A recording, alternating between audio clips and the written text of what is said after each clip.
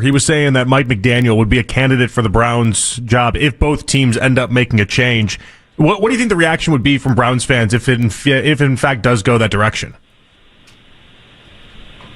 I don't know. You tell me. What would the reaction be? I don't know that. Yeah, go ahead. The early returns, when people just kind of floated this trial balloon out there, Ross, was met with a lot of meh and a lot of this is basically another version of Stefanski. Yeah, I guess my question would be, what has McDaniel done to give anyone in Cleveland any confidence that he's better than Stefanski?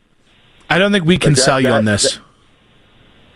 No, that one doesn't make a whole lot of sense to me. I mean, the guy that he totally tied his career to, and he's all in on Tua, he basically decided 2 weeks ago, okay, I'm done with him.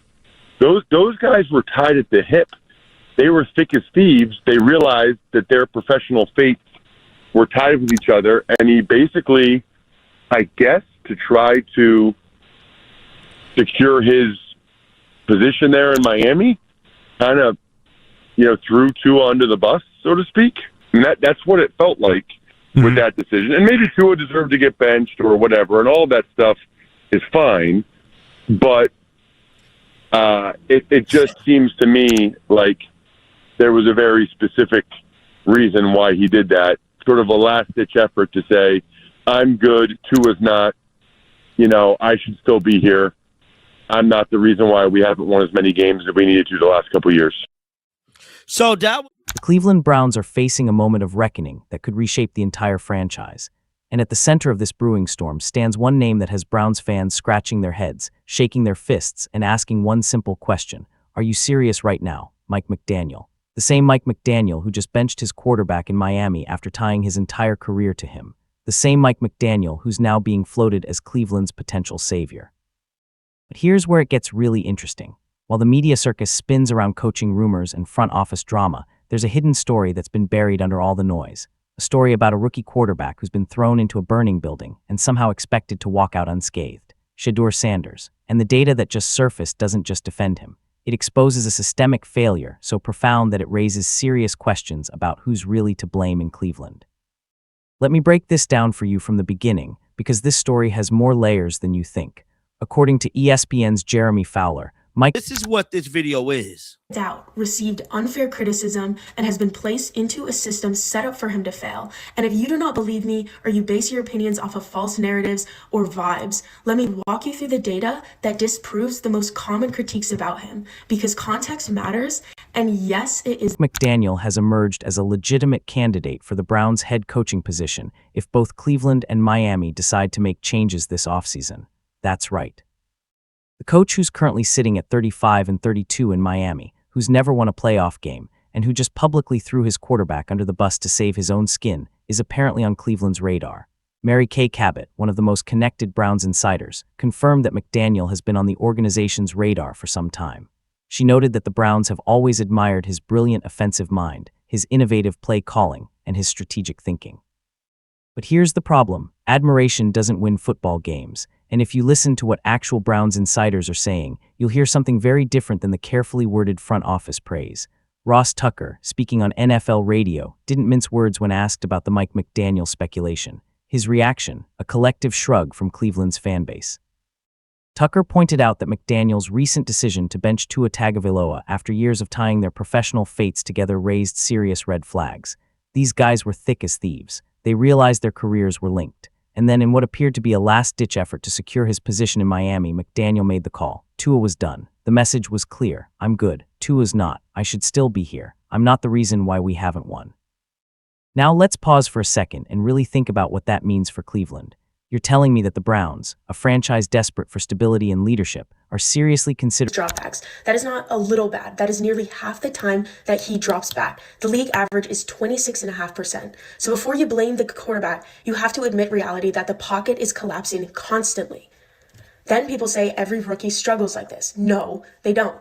Look at the rookie comparison. Other rookies are living in the mid-20s to low 30s pressure range. Sanders is at 46%. That's not the same problem. That is an entirely different sport. Next critique. Bad offensive lines happen every year, so stop making excuses. Cool. Now look at the historical context. The typical worst season sits around 35% pressure, even rare outliers. A coach who abandoned his quarterback the moment things got tough. A coach whose offense has grown predictably stagnant. A coach who struggles to adapt when defenses play off coverage. Browns fans saw the writing on the wall immediately. Social media erupted with reactions like, "This is why Cleveland is bad." We always think we can make somebody who is bad other places magically get better when they come to Cleveland. Another fan wrote, "So 2 steps backwards. Is there really not anyone else Cleveland could bring in?" The fan sentiment is overwhelmingly clear. Mike McDaniel feels like Stefanski 2.0, another offensive guru who looks brilliant on paper but can't get over the hump when it matters most. And here's the really uncomfortable truth that nobody in Cleveland's front office wants to admit. If you bring in Mike McDaniel to coach Shedeur Sanders, you're essentially repeating the exact same mistake you just made, except with a different face. But now let's shift gears, because while everyone's been obsessing over coaching rumors and front office drama, something extraordinary happened on social media that completely flipped the narrative around Shedeur Sanders. A viral TikTok video broke down the statistical reality of what Shedeur has been dealing with in Cleveland, and the numbers are absolutely staggering. Let's start with the most shocking stat. Shedeur Sanders has been pressured on 46% of his dropbacks this season. Let me repeat that, 46%. The league average, 26.12%. That means Shedeur is facing pressure nearly half the time he drops back to pass, while the average NFL quarterback is only dealing with pressure about a quarter of the time. This isn't just bad, this is historically abnormal. When you compare Shedeur's situation to other rookies, the gap becomes even more disturbing. Rookie quarterbacks across the league are operating with pressure rates in the mid-20s to low 30s. Shedeur's sitting at 46. That's not the same problem.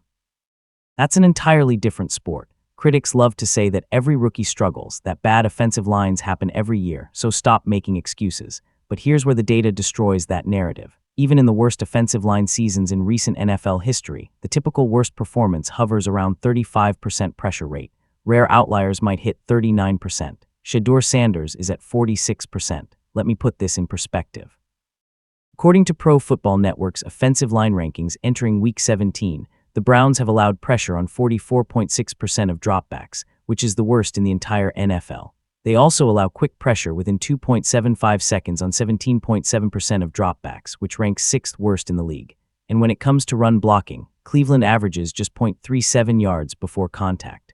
That's dead last in the NFL. So when people say Shedeur gets sacked too much so he must be terrible, let's look at what the numbers actually tell us. His sack rate is 7.7%. The league average is 6.8%. Yes, he's taking more sacks than average, but here's the thing. Given the historic level of pressure he's facing, you'd expect his sack rate to be way worse than league average. And it's not. Why? This isn't about saying that he was perfect. It's about acknowledging the system that maximized the full amount of difficulty for him. And when you ignore pressure, protection, and structure, you are analyzing a quarterback wrong and instead just reacting to narratives. Because Shedeur is actually avoiding sacks better than most quarterbacks in the NFL. His pressure to sack conversion rate is 15%. The league average is 21%. Read that again. When pressure arrives, Shedeur avoids the sack better than the average NFL quarterback. So sacks aren't happening primarily because he's clueless. They're happening because pressure is showing up nonstop. Then comes the argument that he just needs to throw the ball faster. Okay, let's talk timing. According to the data, pressure in Cleveland arrives around 2.25 seconds. That's earlier than the league average. Yes, Shedeur's time to throw is 3.4 seconds, which is long. That's on him sometimes. But it's also part of his playmaking ability. What matters is that pressure is arriving before routes fully develop, so a lot of plays turn into survival mode. He's not holding the ball too long because he's indecisive. He's holding it because his offensive line is collapsing before his receivers can get open. The pass block win rate tells the full story. Cleveland's offensive line has a 49% pass block win rate. The league average is 56%. That 7% gap is massive, and it means the line is losing quickly and often, which forces the quarterback into scramble, throwaway, or sack situations. And here's the final nail in the coffin for anyone still trying to blame Shedeur for this disaster. He's getting a clean pocket on only 32% of his dropbacks. The league average is 58%. Think about what that means. You're trying to evaluate a quarterback's pocket passing ability when he only gets a clean pocket half as often as everyone else in the league. That's not evaluation. That's setting him up to look bad. One Browns analyst put it perfectly when he tweeted, "This perfectly illustrates why I want to see Shedeur Sanders in 2026 with a rebuilt line and some wide receivers." How do you fairly evaluate a quarterback when he's getting pressured this much more than every other quarterback in the league? The answer is simple. You can't. This isn't about saying Shedeur Sanders is perfect. It's about acknowledging that the system has maximized the full amount of difficulty for him. When you ignore pressure, protection, and structure, you're not analyzing a quarterback. You're just reacting to narratives. And those narratives have been wrong. Shedeur Sanders isn't the problem in Cleveland. The offensive line is the problem. The lack of weapons is the problem. The organizational dysfunction is the problem. So now we come back to Mike McDaniel. If Cleveland fires Kevin Stefanski and brings in another offensive guru who specializes in creative play calling and scheme innovation, what exactly have they solved? Nothing. Because the problem isn't the scheme. The problem is that Shedeur Sanders doesn't have 2.5 seconds to let the scheme develop. The problem is that his offensive line ranks dead last in the NFL. The problem is that no amount of brilliant play calling matters when your quarterback is running for his life on nearly half of his dropbacks. Jimmy Haslam is reportedly fed up. The Browns have won just 7 games over the past 2 seasons. That level of futility demands accountability, but accountability has to start with honest evaluation, and the honest evaluation is this. You cannot fairly judge Kevin Stefanski's offense or Shedeur Sanders' potential when the foundation, the offensive line, is this catastrophically bad. Reports suggest that Stefanski's exit from the Browns feels imminent. Sources indicate that Haslam and Stefanski agreeing to a mutual parting of ways is becoming more likely by the day. The Browns have also been doing their preliminary research for a potential move at head coach, with names like Mike McDaniel, defensive coordinator Jim Schwartz, and offensive coordinator Tommy Rees surfacing as possible replacements. But here's what should terrify Browns fans. If the organization looks at this situation and concludes that the problem is coaching, they're about to make the same mistake they've been making for 2 decades. The problem in Cleveland isn't that Kevin Stefanski isn't smart enough or that Mike McDaniel isn't creative enough. The problem is that you cannot win football games in the modern NFL when your quarterback is getting pressured at a 46% rate. Period. Full stop. No exceptions. Think about what Denver did after they benched Russell Wilson. They took $85 million in dead cap charges, found a rookie quarterback in Bo Nix, built around him with a strong offensive line and weapons, and now they're the number 1 seed in the AFC. The Broncos didn't just change coaches. They fixed the trenches. They committed to building the foundation first. That's what Cleveland needs to do. Not chase the next shiny offensive mind. Not bring in a coach who just proved in Miami that he'll throw his quarterback under the bus to save his own job.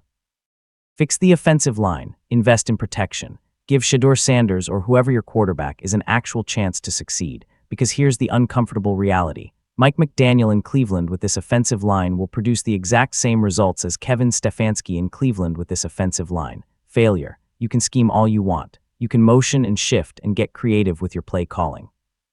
But if your quarterback is getting hit within 2.25 seconds on nearly half of his dropbacks, none of it matters. The play dies before it starts. And let's talk about Shedeur's resilience for a moment. Despite everything, despite facing the worst offensive line in football, despite being thrown into a situation where failure was almost guaranteed, Shedeur Sanders has shown flashes of real talent. He's posted a pressure to sack conversion rate better than league average. He's made plays with his legs when the pocket collapses. He's shown the ability to extend plays and keep drives alive in impossible situations. In his Week 14 performance against the Tennessee Titans, Sanders was pressured on 30 of his 47 dropbacks. That's a 63.8% pressure rate. And yet, he completed 11 of 26 passes when under pressure for 187 yards, 1 touchdown, 1 interception, and took only 2 sacks. That kind of performance under that level of duress is remarkable. The viral TikTok video that broke down Shedeur's stats concluded with a simple but powerful statement. This isn't about saying that he was perfect. It's about acknowledging the system that maximized the full amount of difficulty for him. And when you ignore pressure, protection, and structure, you are analyzing a quarterback wrong and instead just reacting to narratives. That's exactly what's happening in Cleveland right now.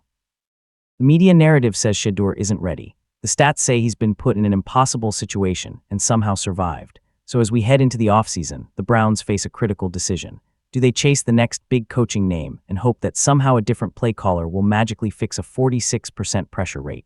Or do they actually address the root cause of their offensive failures? Do they invest in offensive linemen who can win their blocks? Do they surround their young quarterback with weapons who can get open quickly? Do they build a foundation that gives any quarterback, whether it's Shedeur Sanders or someone else, an actual chance to succeed? The answer should be obvious. But if the Mike McDaniel rumors tell us anything, it's that the Browns might be about to make the same mistake they always make, chasing the next shiny object instead of fixing the real problem. And if that happens, if they bring in Mike McDaniel or any other offensive guru without first fixing the offensive line, we're going to be having this exact same conversation in 2 years. Different names, same disaster. Because here's the truth that nobody in Cleveland's front office wants to hear. You don't need another offensive mind. You need an offensive line. You don't need another scheme innovator. You need blockers who can protect the quarterback for more than 2 seconds. You don't need to find the next Sean McVay or Kyle Shanahan. You need to find 5 guys who can win their one-on-one battles in the trenches. Until that happens, it doesn't matter who's calling the plays or who's taking the snaps. The Browns will continue to fail. And Shedeur Sanders, he deserves better. He deserves an organization that looks at a 46% pressure rate and says, we failed him, not, he's not good enough. He deserves a front office that examines a pass block win rate of 49% and invests in fixing it, not blaming the 23-year-old rookie for not overcoming it. He deserves a coaching staff that understands you can't evaluate a quarterback when he only gets a clean pocket 32% of the time. The data is clear. The narrative is false. Shedeur Sanders isn't the problem. The system is the problem. And if the Cleveland Browns don't figure that out soon, they're going to waste another quarterback, another coach, and another opportunity to finally build something sustainable in Cleveland. So as the rumors swirl and the names get floated and the offseason drama unfolds, remember this. Mike McDaniel isn't the answer. Neither is Jim Schwartz or Tommy Rees or whoever else gets mentioned. The answer is in the trenches. The answer is investing in protection. The answer is building a foundation that doesn't leave your quarterback running for his life on nearly half of his dropbacks. Until Cleveland figures that out, nothing else matters, and the cycle of dysfunction will continue, year after year, coach after coach, quarterback after quarterback. The definition of insanity is doing the same thing over and over and expecting different results. Cleveland is about to prove that definition true once again, unless they wake up, unless they look at the data. Unless they finally address the real problem, the offensive line. Everything else is just noise.